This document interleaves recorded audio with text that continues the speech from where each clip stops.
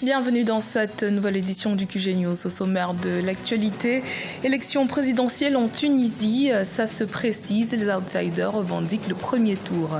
Selon les tendances annoncées par la commission électorale, le professeur de droit Kais Sayed sera en tête avec 18,9% des voix, suivi du mania des médias incarcéré Nabil Karoui avec 15,5% des suffrages.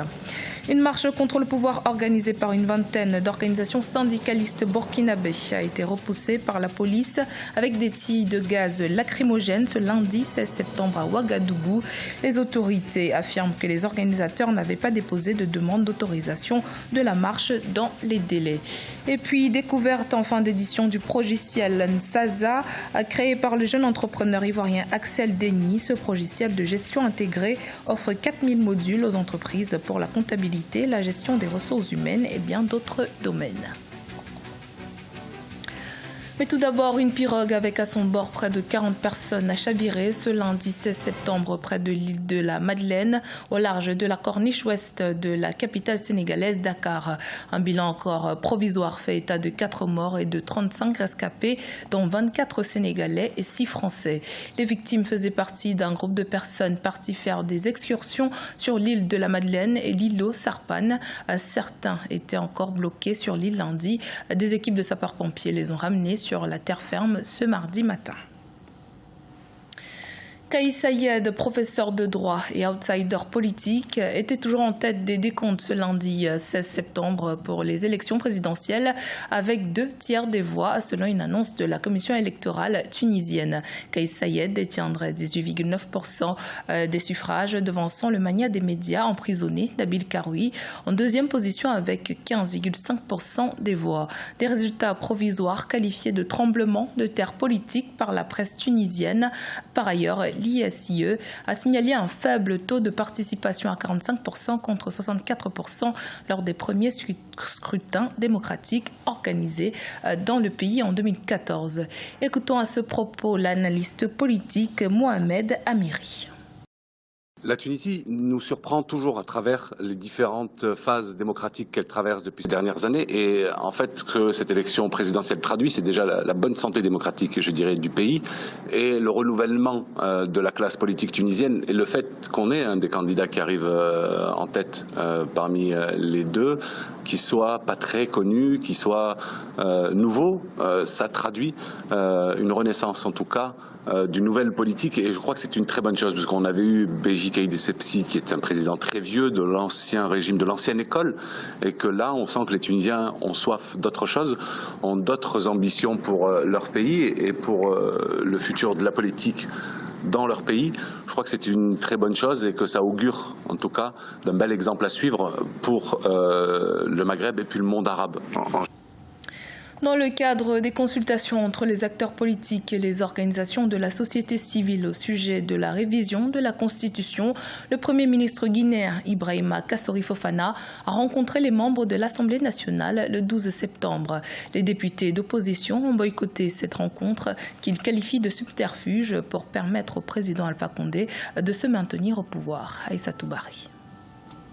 En Guinée, les consultations sur l'adoption d'une nouvelle constitution initiée par le président de la République ont débuté. Jusqu'au 25 septembre, date fixée pour la fin des consultations, le Premier ministre Ibrahima Kassori Fofana prévoit rencontrer une quarantaine d'institutions, d'associations, de syndicats. Déjà, la liste des organismes ciblés par l'exécutif ne fait pas l'unanimité.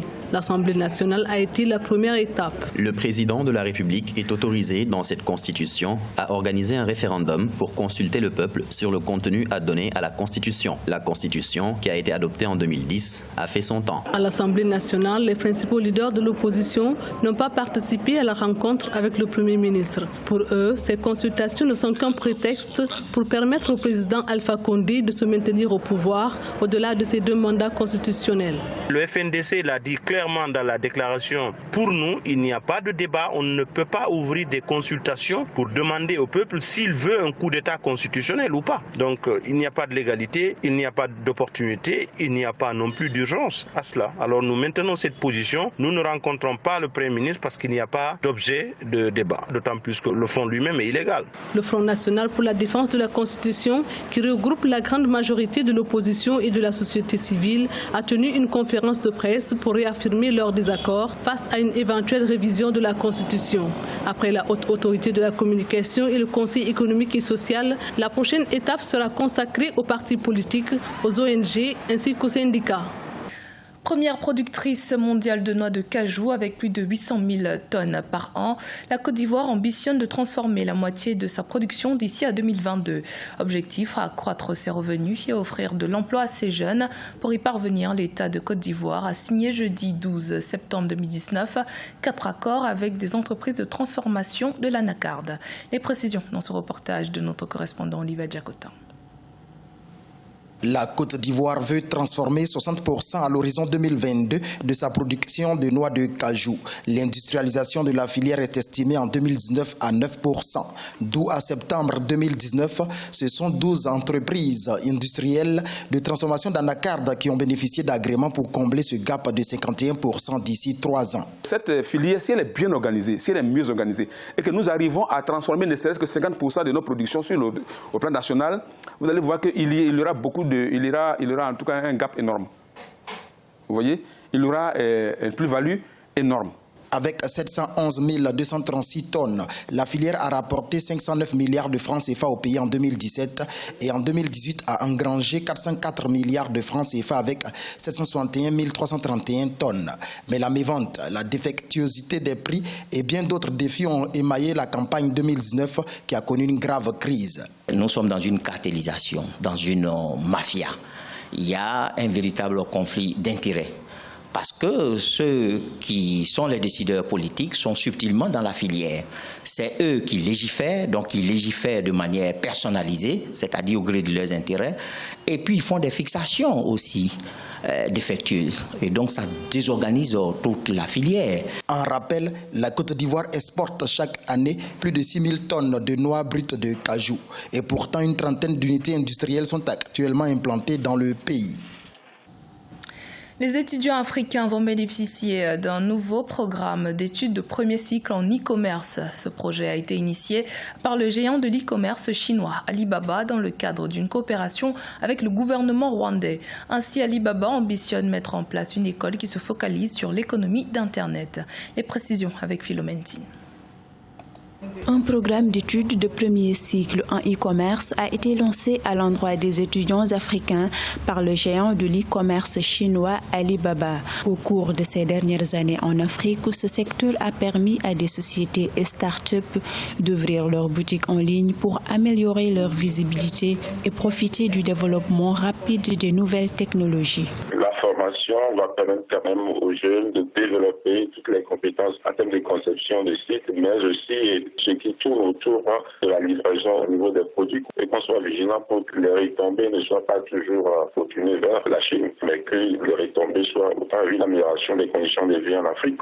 Le projet est inscrit dans le programme de l'accord de coopération entre le gouvernement rwandais et Alibaba dans le cadre de l'initiative électronique World Trade Platform. Toutefois, notons que le faible taux de bancarisation de l'Afrique, où seuls 15 à 20% de la population possède un compte bancaire, ne constitue pas un frein majeur à l'expansion de l'e-commerce dans le continent.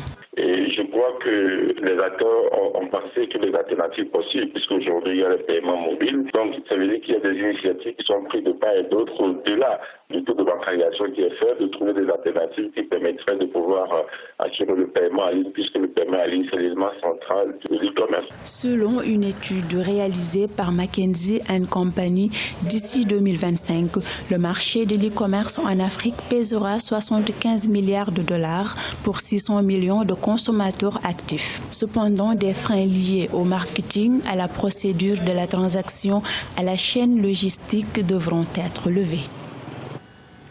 Au Burkina Faso, une marche organisée par une vingtaine d'organisations syndicales et de la société civile ce lundi 16 septembre a été dispersée par les forces de sécurité à Ouagadougou. On dénombre quelques blessés parmi les manifestants. Des incidents intervenus alors que le pays commémorait ce jour l'an 4 de l'insurrection populaire d'octobre 2014. Reportage de notre correspondant Jean-Paul Ouidraogo. Au Burkina Faso, une marche-meeting organisée ce lundi 16 septembre 2019 par un collectif constitué d'une vingtaine d'organisations syndicales a été dispersée à coups de gaz lacrymogène par la police. Les heurts sont intervenus au moment où les manifestants avaient entamé dans le calme une procession. Ils entendaient dénoncer notamment la gouvernance actuelle du pays, les crimes économiques et la mauvaise gestion de la crise sécuritaire. Nous voulons saluer ce matin votre courage et la discipline avec laquelle vous avez répondu à cette attaque lâche. Notre objectif était nullement d'aller à l'affrontement. Parce que, comme on l'a dit depuis le début, cette marche est une marche citoyenne et pacifique. La marche avait été déclarée illégale par les autorités, a expliqué plutôt le directeur général de la police aux manifestants. Une entrave aux libertés démocratiques et syndicales selon des acteurs de la classe politique et de la société civile. Moi, je regrette que les libertés d'expression soient en plein recul au Burkina Faso parce que beaucoup de choses ont été entreprises pour faciliter aujourd'hui la liberté d'expression. On n'aimerait pas vraiment voir cette scène-là aujourd'hui. Pour un État qui se dit démocratique, la marche des syndicats associés aux OSC, ce n'est pas pour une insurrection ni quoi que ce soit. C'est regrettable aujourd'hui de voir vraiment ce qui se passe. De retour au meeting qui s'est poursuivi après l'intervention de la police, les manifestants ont été priés de rentrer chez eux. Des mots d'ordre seront certainement lancés dans les jours à venir.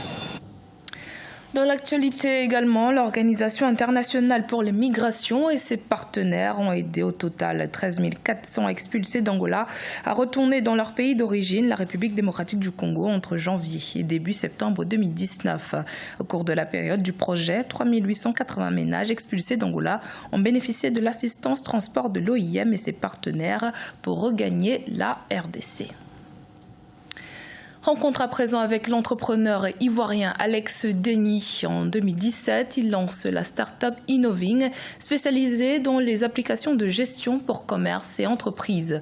L'une de ces applications est le logiciel Nsaza, qui a plus de 5 000 utilisateurs actuellement. La conquête du marché sous-régional en 2019 est l'un de ses objectifs. Découverte avec Oliva Diakoto. Nsaza est une application de gestion 360 degrés made in Africa lancée par l'entrepreneur ivoirien Alex Denis. Ce logiciel de gestion intégrée offre 4000 modules aux entreprises pour la comptabilité, la gestion des ressources humaines et bien d'autres domaines. Arrêtons d'utiliser nos smartphones juste pour WhatsApp, Facebook. Mais nous pouvons les utiliser aujourd'hui pour suivre notre business grâce à Nsaza. L'idée pour nous, c'est de permettre de divulguer au maximum cette innovation, de démocratiser le ERP, parce que les outils de gestion intégrée permettent de transformer véritablement une entreprise et de pouvoir maximiser sur le potentiel du business. Madame Hélène Anoma fait partie des 5000 utilisateurs de Nsaza. Elle a souscrit à l'option globale composée notamment de la caisse, la comptabilité et du stock pour mieux contrôler ses activités depuis son smartphone. Au départ, on a eu pas mal de soucis parce que vu que nous, on a tellement de produits, donc il nous arrive d'avoir par exemple des ventes qui n'apparaissent pas. Mais avec le temps, on a réussi quand même à intégrer tout ce qu'il fallait intégrer. Et donc, au jour d'aujourd'hui, je ne dirais pas qu'on a 100%, mais on a 99% de satisfaction. L'apport de l'économie numérique à la richesse nationale en Côte d'Ivoire est passé de 6,2% en 2012 à 9% en 2019 selon les autorités ivoiriennes. Ce secteur offre plus de 300 000 emplois directs et indirects. C'était le journal de la rédaction. Merci de votre fidélité. Dans un instant, une nouvelle édition de l'actualité sur Africa 24.